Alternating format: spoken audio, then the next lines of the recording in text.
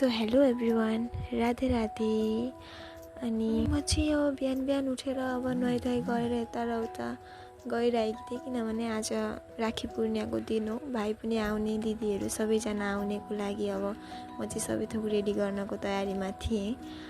अनि अब सबैजना चाडबाड आयो भने चाहिँ धेरै खुसी लाग्ने कि मनमा नि त। यता चाहिँ फुल टिपौँ भनेको त गाछमा दोडा मात्रै फुल फुलिरहेका रहेछन्, किनकि मम्मीले बिहानै उठेर पूजा गरिसक्नु भएको थियो। अनि त्यहाँ माथि अब फुलको गाछहरू पनि त्यति साह्रो छैन, जति जे छ 2-4वटा फुल फुल्छन्। अब आज चाहिँ राखिदिनु है भनेर मम्मीलाई भनेकी थिएँ। धन्यवाद। यता चाहिँ म बसेर भेटेँ, अब ठिकठाक गर्दै थिएँ, किनभने दियो पनि बाल्नु पर्यो। त्यो फुलहरू के साथै मिठाईहरू सबै थोक राखिसकेँ, थालमा सजाउँदै थिएँ। अब सजाएर गर्न भनेपछि मलाई त्यस्तै राम्रो लाग्ने, त्यही लागि सबै रेडी पार्दै थिएँ। किनभने चाडबाड भनेको यस्तो उस्तो वर्ष दिनमा एकपल्ट आउने चिज हो।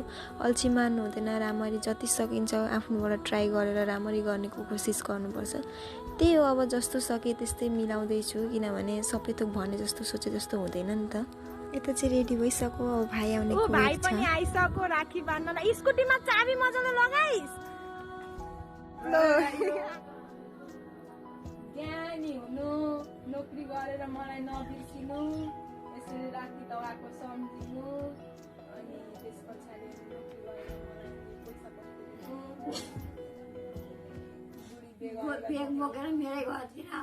बिहे गरेपछि बुढी बिहापछि दिदी पनि नबिर्सिनु, माइत आउँदाखेरि फेरि म आउँछु, बुझेस्?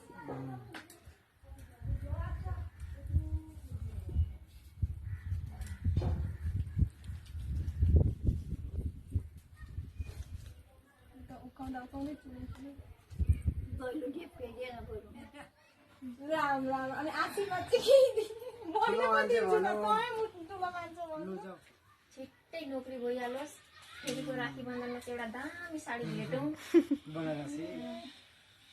राम्रो ठुलो खालको नोकरी भेट्नु। सानो त आसाम पुलिसको नोकरी होइन, त्यस्तो होइन, राम्रो ठुलो नोकरी, एकदम अफिसमा बसेर काम गर्ने नोकरी भेट्नु। बोर्डरमा बस्नु पर्दैन, अफिसभित्र बस्नु। तेरा न दिएको चकलेट अरे।